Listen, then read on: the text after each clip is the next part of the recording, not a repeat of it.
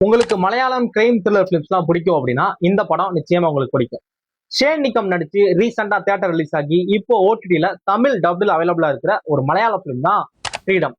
இந்த படத்தோட ஸ்டோரி என்ன அப்படின்னா, ஷேன் நிக்கம் வந்து புதுசா ஒரு போலீஸ் ஸ்டேஷன்ல எஸ்ஐயா ஜாயின் பண்றாரு.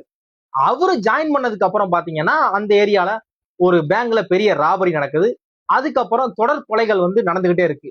இது எல்லாம் ஏன் அப்படி நடக்குது, நம்ம வந்ததுக்கு அப்புறம் தான் அப்படி நடக்குது அப்படிங்கிற மாதிரி அவர் யோசிக்கிறாரு. ஒருவேளை நம்மள ரிவெஞ்ச் பண்றதுக்காக யாராவது இப்படி பண்றாங்களா அப்படிங்கிற ஆங்கிளையும் யோசிக்கிறாரு. இதெல்லாம் பண்றது யாரு, எதுக்காக பண்ணாங்க, இந்த கேஸ எப்படி ஷேனிங்கம் சால்வ் பண்ணாரு, பண்ணாரா பண்ணலையா அப்படிங்கிற ஒரு பக்காவான ஒரு கிரைம் த்ரில்லர் ஃபிலிம் தான் இந்த ஃப்ரீடம். படத்தோட ஸ்கிரீன் பிளே, படத்தோட அந்த ஸ்டோரி டெல்லிங் எல்லாமே டைரக்டர் வந்து ரொம்ப நீட்டா பண்ணியிருந்தாரு.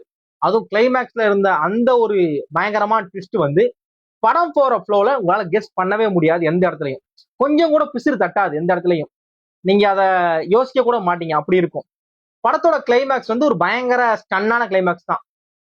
இவன் தான் வில்லன், இவன் தான் இதெல்லாம் பண்ணவன் அப்படின்னு அவனை காமிக்கிறப்ப டோட்டலா நம்ம வந்து ஸ்டன் ஆயிரும் அப்படிங்கிற மாதிரி இருக்கும். கிளைமேக்ஸ் சரவடியா இருக்கும்.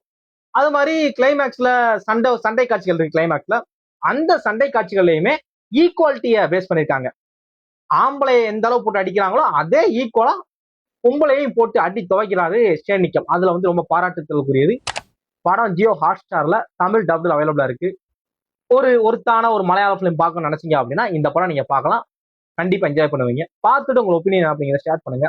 தேங்க்ஸ் ஃபார் வாட்சிங்.